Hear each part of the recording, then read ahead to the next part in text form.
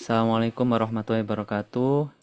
Kami dari kelompok 7 akan mempresentasikan hasil pengerjaan tugas pada mata kuliah Interaksi Manusia dan Komputer.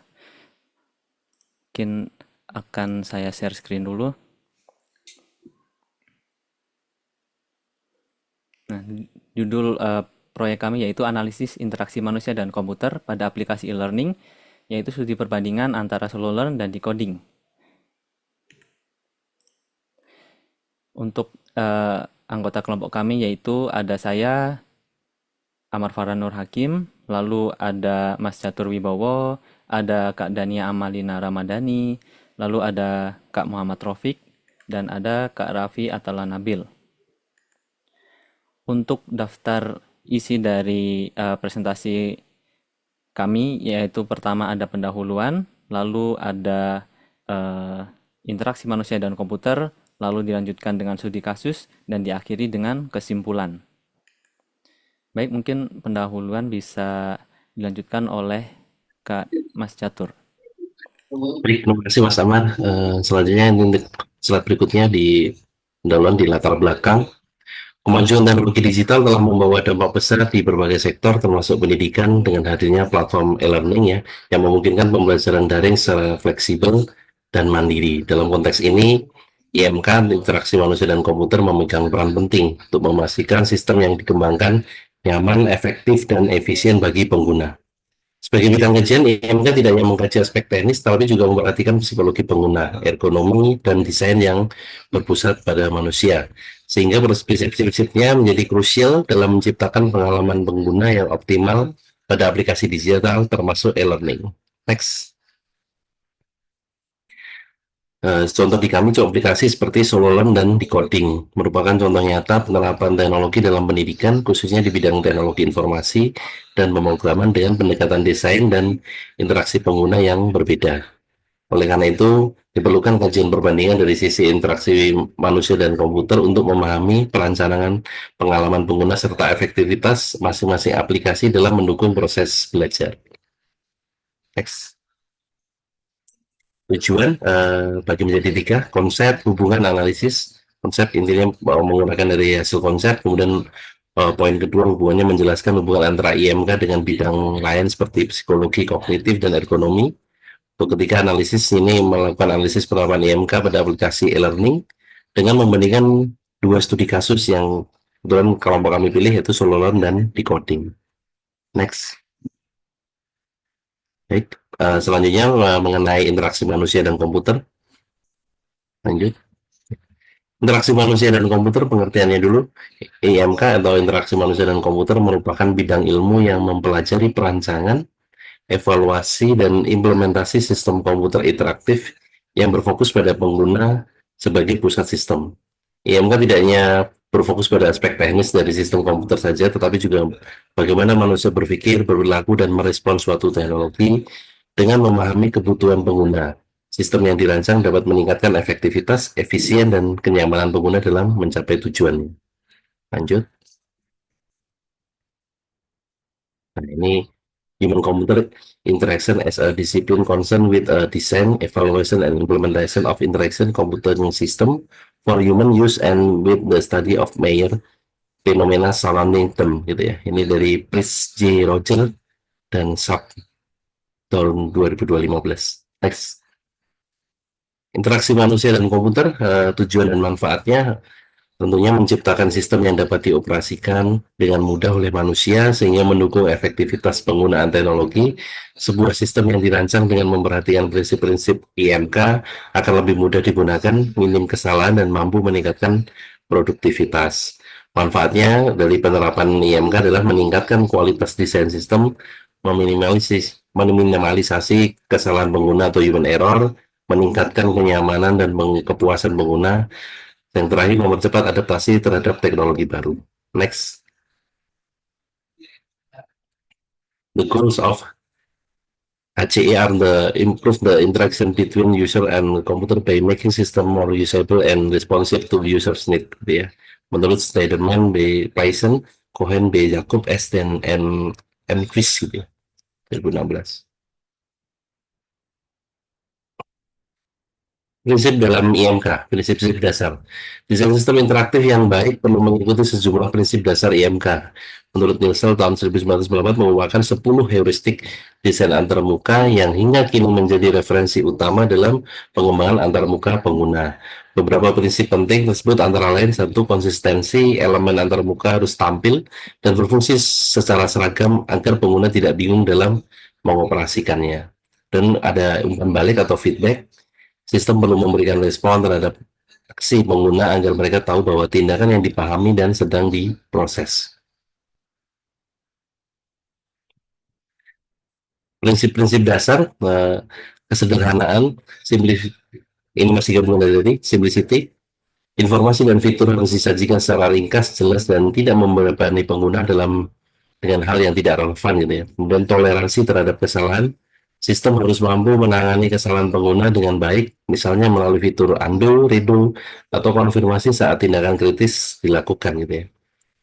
Kemudian visibilitas, fungsi dan status sistem harus terlihat dan dapat dimengerti dengan mudah oleh pengguna gitu ya, UI-nya. Oke, next. A user interface is well designed when the program behaves exactly how the user thought it work gitu ya. Menurut Nelson J tahun 1994. Baik, mungkin selanjutnya bisa dilanjutkan oleh Kak Dania. Ya. Oke, terima kasih Amar. Interaksi manusia dan komputer, ketertarikan dengan ilmu lain. Yang pertama ada psikologi, membantu memahami proses kognitif dan perilaku pengguna dalam menggunakan teknologi. Lalu yang kedua desain, berkaitan dengan estetika dan kenyamanan visual dalam tampilan antarmuka. Lalu yang ketiga ada ergonomi, yaitu berkaitan dengan kenyamanan fisik dan penggunaan perangkat seperti ukuran layar, posisi tombol, dan lain sebagainya. Lalu yang terakhir ada ilmu kognitif, yaitu memahami bagaimana manusia berpikir, mengingat, dan membuat keputusan untuk mendukung proses desain sistem yang lebih intuitif. Next. HEI is by necessity and interdisciplinary field that draws upon computer science, cognitive psychology, design and other discipline by Carol G.M. tahun 2003. Elemen-elemen dalam IMK. Yang pertama adalah user. Pengguna sistem dengan beragam karakteristik, kemampuan, dan kebutuhan. Sistem harus adaptif bagi pemula maupun ahli. Next. Lalu yang kedua ada interface, media yang menghubungkan pengguna dan sistem seperti tampilan visual, suara, atau bentuk interaksi lainnya. Antarmuka harus dirancang sedemikian rupa agar mendukung interaksi yang alami dan efisien. Next. Lalu yang ketiga ada sistem, komponen teknis yang menjalankan proses di balik layar. Sistem harus stabil, cepat, dan responsif terhadap tindakan penggunaan dengan akurat. Next. Lalu yang keempat ada lingkungan kerja, kondisi tempat pengguna menjalankan sistem seperti ruang kerja, pencahayaan, suasana, dan perangkat pendukung lain. Faktor ini turut mempengaruhi efektivitas penggunaan sistem. Next. Yang ketiga ada studi kasus. Next. Studi kasus decoding, website decoding atau dan merupakan platform edukasi teknologi yang berfokus pada pengembangan kemampuan pemrograman dan teknologi digital, khususnya bagi para calon developer di Indonesia yang telah mengikuti standar industri global. Situs ini menghadirkan berbagai program pembelajaran dari kursus dasar hingga sertifikasi tingkat profesional yang didukung oleh brand ternama seperti Google, Microsoft, serta dukungan lokal negara seperti Kominfo dan Kampus Merdeka. Decoding dilengkapi dengan fitur-fitur interaktif seperti learning path, code review oleh para profesional, serta forum diskusi yang memungkinkan pertukaran informasi antar pengguna. Next.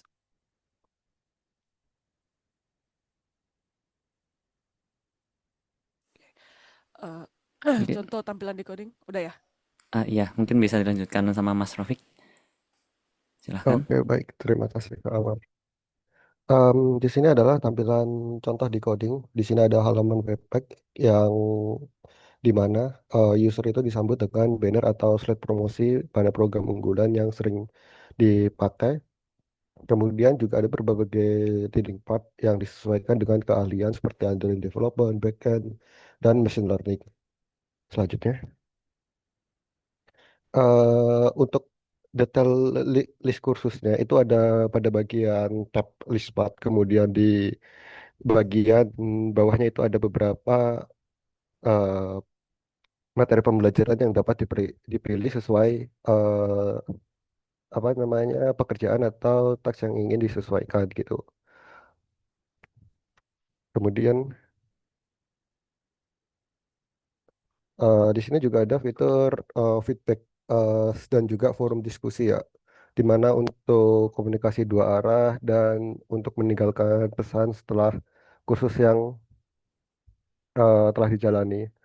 eh secara secara konduktif ini untuk membantu menilai kursus-kursus yang telah dijalani beberapa orang untuk membantu orang lain memilih kursus tersebut sih. Lanjut. Kemudian analisis decoding ya, dengan desain modern dan fitur terintegrasi. Decoding tidak hanya menjadi penyedia materi pembelajaran, tetapi juga membangun ekosistem komunitas bagi para peminat teknologi yang ingin berkembang secara profesional. Platform ini juga mendukung fresh graduate melalui program beasiswa untuk 2.000 mahasiswa di setiap tahunnya secara gratis sebagai bekal keterampilan kerja. Dari sisi interaksi manusia dan komputer, decoding telah menerapkan prinsip seperti konsistensi, kontrol pengguna, dan kejelasan antarmuka. Navigasi yang cukup intuitif, kemungkinan penggunaan mengakses daftar khusus beserta deskripsi singkatnya, meskipun masih terdapat beberapa area yang dapat ditingkatkan. Lanjut. Kemudian untuk keterbacaan ya di sini sudah ditampilkan untuk sebuah gambar yang diakses menggunakan device mobile. Di sini yaitu beberapa bagian penggunaan teks yaitu terlalu kecil dan menyulitkan pembaca eh, di perangkat mobile. Kemudian kontras warna yang putih ya dan juga warna yang sedikit transparan itu juga menyulitkan pembacaan. Kemudian ada beberapa ikon dan tombol yang cukup jelas, tapi drop down fitur itu kurang fleksibel, yang mana bisa dibikin untuk lebih eklitis untuk meningkatkan pemahaman pengguna. Lanjutnya, Mas. Kemudian juga untuk feedback pengguna yang telah disebutkan tadi, itu secara umum untuk fiturnya tidak real time atau sistemnya berbasis notifikasi ya. Jadi untuk beberapa pengguna atau siswa itu kesulitan jika ingin bertanya atau apa namanya ingin menghubungi kesalahan pada kursus yang telah dibuat. Oleh karena itu, pihak decoding disarankan untuk mampu mengupdate penggunaan feedback pengguna agar bisa digunakan secara real time. Walaupun ya sebelum program decoding ini digunakan, seperti program beasiswa yang telah disebutkan tadi, biasanya untuk menyedianya itu menyediakan forum diskusi yang berupa WhatsApp atau Telegram untuk menghandle pertanyaan-pertanyaan dari mahasiswa tersebut. Lanjut, Mas. Kemudian evaluasi yang telah kami eh, list pada website decoding. Yang pertama kelebihannya yaitu secara desain visual.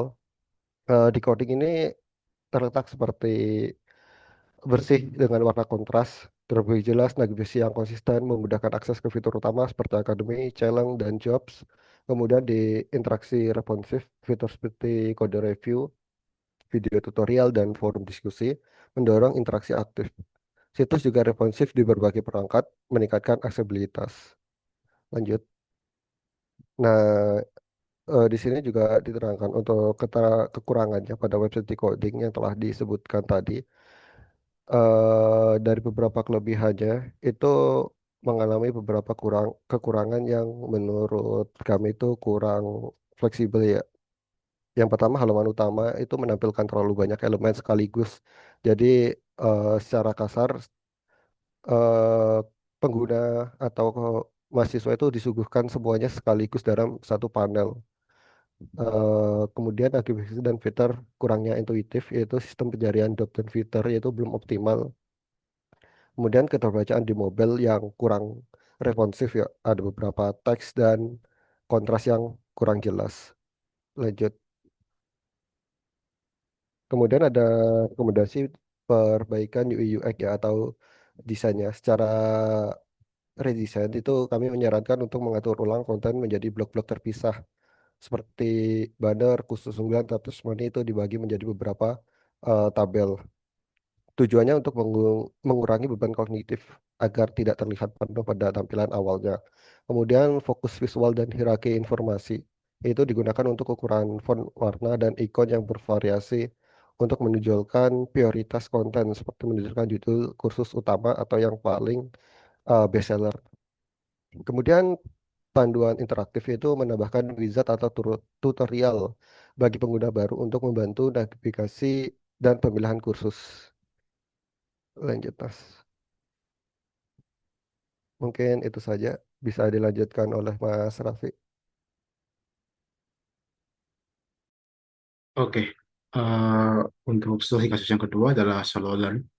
SoloLearn merupakan platform edukasi digital yang berfokus pada pengembangan kemampuan pemrograman, mulai dari tingkat dasar sampai menengah secara gratis dan dapat diakses dimanapun dan kapanpun.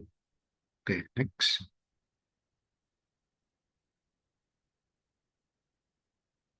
Oke, berikut untuk contoh tampilannya. Untuk yang pertama adalah halaman utama. Pada halaman ini, pengguna disambut dengan hero section yang menampilkan slogan Learning to Code got simplified dan berbagai pilihan course yang dapat dipilih sesuai dengan keinginan pengguna. Next. Lalu kedua adalah tampilan list kursusnya.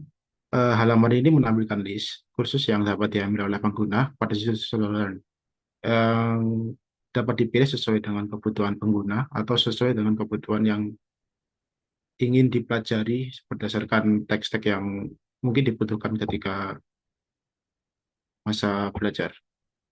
Lanjut. Yang ketiga adalah berikut adalah untuk detail kursusnya, halaman detail kursus yang menampilkan materi apa saja yang akan dipelajari oleh pengguna ketika pengguna memilih sebuah kursus. Dalam contoh ini eh, menampilkan tentang Introduction to Python seperti itu. Oke, lanjut.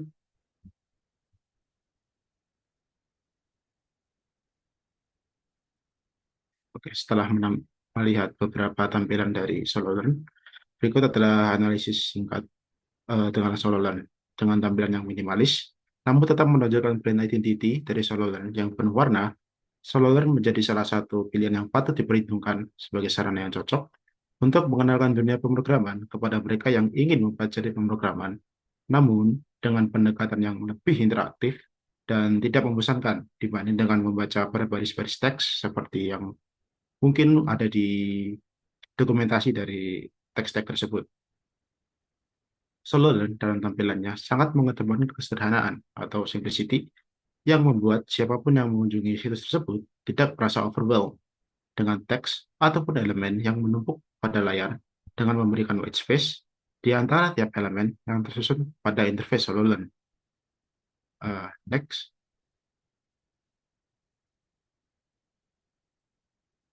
Oke. SoloLearn sendiri memiliki beberapa kelebihan. Yang pertama adalah konsistensi desain yang kuat, yang sangat menjaga identitas visual yang konsisten, memudahkan pengguna baru ataupun lama mengenali platform, serta memperkuat brand awareness di kalangan calon pengguna yang ingin menggunakan SoloLearn. Lalu, yang kedua adalah responsivitas yang baik.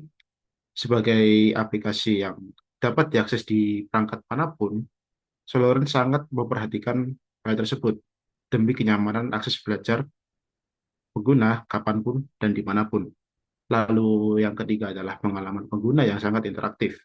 Selain antar muka yang minimalis dan menarik, SoloLearn menawarkan pengalaman belajar yang menyenangkan melalui interaksi yang dirancang menarik dan memotivasi pengguna untuk terus belajar. Next. Meskipun dengan kelebihan tersebut, SoloLearn tetaplah memiliki kekurangan yang sangat kami garis bawahi di sini adalah ketidakseimbangan visual. SoloLearn sendiri memang mengedepankan minimalis, menggunakan konsep minimalis. Namun di beberapa page, hal tersebut malah menyebabkan ketimpangan dalam visualnya. Sebagai contoh kita tadi ambil adalah di halaman detail kursus yang memuat semua elemen berada di bagian tengah layar, sehingga white space yang ada di sampingnya malah mengurangi keseimbangan keseluruhan antar muka yang menyebabkan perasaan berat di tengah daripada halaman tersebut. Oke, lanjut, next.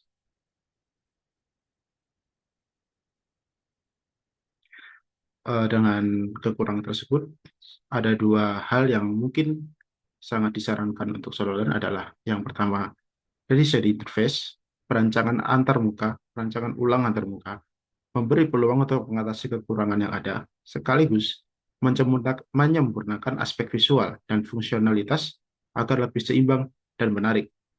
Lalu, yang kedua adalah feedback gathering. Mengumpulkan umpan balik dari pengguna sangatlah penting untuk pengembangan berkelanjutan, baik dari segi tampilan, pengalaman pengguna, maupun kualitas dan relevansi konten pembelajaran di industri yang tengah berjalan sampai saat ini. Baik, mungkin Baik, izin saya lanjutkan. Masuk ke bab 4, yaitu kesimpulan. Berdasarkan analisis kami terhadap decoding dan solo learn pada aspek IMK, keduanya memiliki keunggulan tersendiri dalam mendukung pengalaman belajar pengguna. Yang pertama, decoding unggul dalam struktur pembelajaran yang terorganisasi, lalu ada sertifikasi profesional dan dukungan komunitas. Namun masih menghadapi tantangan pada kepadatan informasi dan beban kognitif karena tata letak yang padat. Sebaliknya, Solo Learn menawarkan desain yang lebih sederhana, konsisten, serta ada elemen gamification atau ada konsep gamenya gitu ya, yang menarik bagi pemula, meskipun penempatan elemen yang terlalu terpusat di tengah layar kadang menimbulkan ketidakseimbangan visual. Nah, secara keseluruhan, prinsip-prinsip IMK seperti konsistensi desain, lalu ada umpan balik interaktif, lalu ada kemudian navigasi, dan penyesuaian terhadap karakteristik pengguna telah diterapkan cukup baik pada kedua platform. Perbedaan pendekatan ini menunjukkan bahwa keberhasilan aplikasi digital tidak hanya bergantung pada fitur teknis, tetapi juga pada sejauh mana sistem dirancang dengan mempertimbangkan aspek-aspek kemanusiaan. Lalu penerapan IMK yang tepat akan meningkatkan efektivitas pembelajaran dan kepuasan pengguna secara keseluruhan. Lalu ada beberapa saran berdasarkan hasil analisis kami. Ini mungkin bisa diterapkan tidak hanya pada studi kasus kami, yaitu Solo Learn dan Decoding, namun bisa diterapkan pada seluruh aplikasi atau website lainnya. Yang pertama, utamakan desain yang berbasis pengguna, yaitu kita harus memahami kebutuhan, kebiasaan, dan keterbatasan pengguna agar aplikasi lebih relevan dan mudah digunakan. Lalu yang kedua, kita libatkan pengguna dalam pengujian antarmuka. Jadi kita harus melakukan user testing dan evaluasi heuristik secara rutin untuk mendapatkan masukan langsung dari pengguna. Lalu yang ketiga, perhatikan kemudahan dan keterlibatan pengguna. Jadi kita sediakan navigasi yang intuitif dan elemen interaktif untuk mendukung proses belajar yang efektif dan menyenangkan. Lalu yang terakhir mungkin kita kerjasama lintas lini ya. Jadi kita libatkan ahli dari mungkin bidang-bidang lain seperti psikologi, pendidikan, dan desain pada saat perancangan agar sistem lebih manusiawi dan responsif terhadap kebutuhan pengguna. Baik, sekian presentasi dari kelompok 7. Apabila ada kurangnya, kami mohon maaf. Terima kasih. Wassalamualaikum warahmatullahi wabarakatuh. Waalaikumsalam.